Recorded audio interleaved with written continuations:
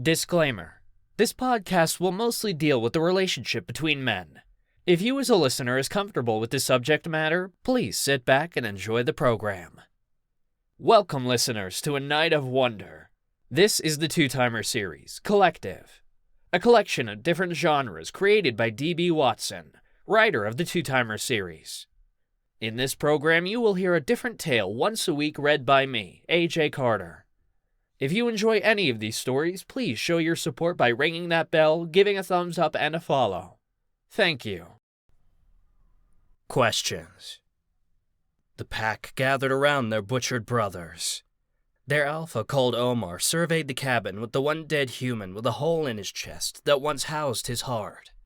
The organ now lay on the floor, shriveled up in the ray of sunlight coming from the window.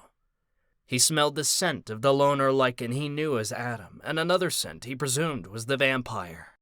He left the cabin and stared at the dead with questions in his eyes. "Where is Adam?" he asked. A tracker female lichen called Judia with black fur spoke up. "He's nowhere to be found." "Perhaps he went after the one who did this," suggested a smaller male named Zog. "Or perhaps he's the killer," said an unfamiliar voice. Their collective eyes locked on a hovering vampire who hung with his arms crossed, glaring at them indifferently. "Another one," hissed the female who stood beside her alpha. "Silence!" Omar snapped, causing her to flinch. "Thank you for answering my question," said Yuri, whose hair and coat waved in the wind. "Now I want to know the whereabouts of said vampire." No one responded, and Yuri's patience grew thin. He observed the alpha stance and wanted to chuckle at his audacity to think he could go toe-to-toe with him. Yuri read his mind, discovering the lichen called Adam. He also sensed the movement in the trees of the lichen that was trying to ambush him.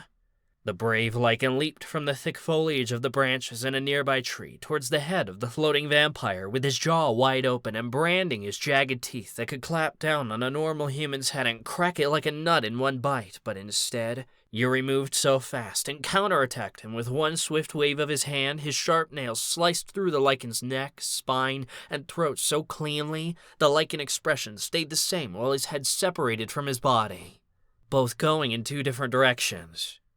He waited while the parts tumbled to the ground in front of the others to see him transform back to his human form, naked to the world while he bled out. "If you're done with your games, I want answers. But first, turn back to your human forms or I'll massacre the pack." Omar knew he had no choice but to comply if he wanted to keep them alive. He altered to his human form first, and the rest followed suit. They all stood exposed as their fallen friends. "Your companion is with the rogue lichen. Where is this lichen?" "He has his own nest that he never shared with us. If you can find him, you'll find your kin. That shouldn't be hard. I suspect you'll want revenge for your people's deaths. So why don't we work together to seek him out? I'll leave him to you, and I'll take my leave with what's mine."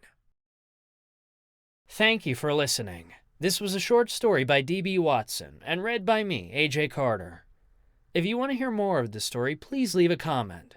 You can find the Thriller series at Amazon.com under D.B. Watson/Two-Timer series, on audio at Audible.com, and Kindle Villa. If you would like to hire me, A.J. Carter, to narrate your project, you can find me on acx.com/AJ Carter. Thank you, and see you next week.